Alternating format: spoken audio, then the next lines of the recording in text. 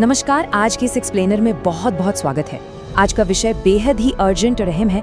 जो भी candidates railway assistant loco pilot यानी ALP एग्जाम्स की तैयारी कर रहे हैं ना, उनके लिए एक बहुत बड़ी और सच कहूँ तो एकदम चौंकाने वाली खबर सामने आई है। सिलेक्शन प्रोसेस में एक ऐसा बड़ा बदलाव होने जा रहा है जिसे समझना हर एक एस्पिरेंट के लिए बिल्कुल जरूरी है। तो चलिए बिना किसी देरी के इस पूरे अपडेट को डीकोड करते हैं। Section 1 the 2026 ALP update. हाल ही में एक नया लेटर जारी हुआ है और सच मानिए इसने पूरी भर्ती प्रक्रिया के नियमों को पलटकर रख दिया है। ये कोई आम नोटिफिकेशन नहीं है, बल्कि एक ऐसा फैसला है जिसका सीधा असर उन सभी कैंडिडेट्स पर पड़ेगा जिनका सपना इंडियन रेलवेज में जाने का है।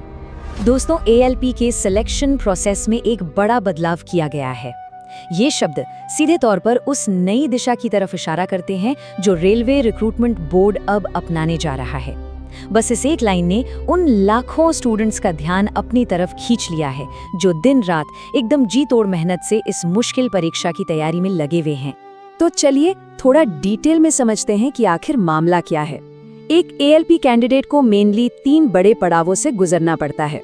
पहला है CBT 1, दूसरा CBT 2 और तीसरा है CBAT, जिसे आम बोलचाल में साइको टेस्ट भी कहा जाता है। अब यहाँ ये याद रखना बहुत जरूरी है कि CBT 1 हमेशा से ही सिर्फ एक क्वालिफाइंग राउंड रहा है। मतलब इसमें बस पास होना है, इसके मार्क्स फाइनल मेरिट में बिल्कुल नहीं जुड़ते।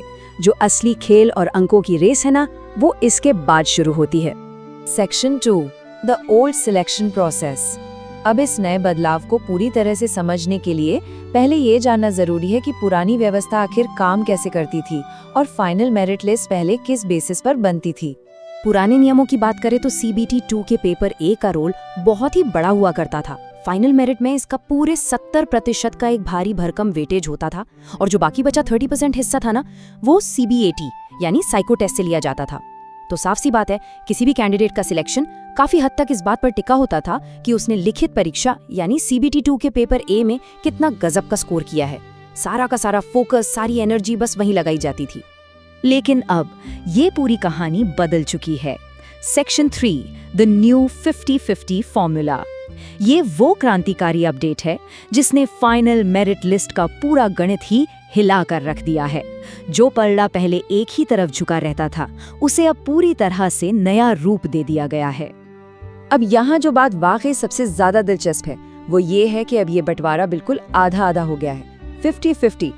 नए नियम के हिसाब से CBT 2 के पेपर A से 50% वेटेज लिया जाएगा और CBAT यानी साइको टेस्ट से भी ठीक 50% वेटेज लिया जाएगा। इसका सीधा और साफ मतलब ये है कि अब साइको टेस्ट की अहमियत लिखित परीक्षा के बिल्कुल बराबर हो गई है। इसे अब किसी भी कीमत पर हल्के में नहीं लिया जा सकता। इन दोनों नियमों को अगर आमने सामने रख कर देखें तो एकदम साफ हो जाता है कि सफलता का पैमाना कैसे एकदम से पलट गया है। पहले क्या था कि अगर एक पेपर में बहुत अच्छा कर लिया तो दूसरे पेपर की थोड़ी बहुत कमी छिप जाती थी, लेकिन अब ऐसा बिल्कुल नहीं चलने वाला। पावर का ये जो नया बैलेंस है ना, ये इस पूरी भर्ती प्रक्रिया का सबसे बड़ा गेम चेंजर है। Section 4 rethinking exam preparation. अब सबसे बड़ा प्रैक्टिकल सवाल ये उठता है कि फ्यूचर के ALP कैंडिडेट्स के लिए इन सारे नंबर्स का असल में क्या मतलब है, पढ़ाई का तरीका कैसे बदलना चाहिए और ये नया नियम ऑफिशियली लागू कब से हो रहा है।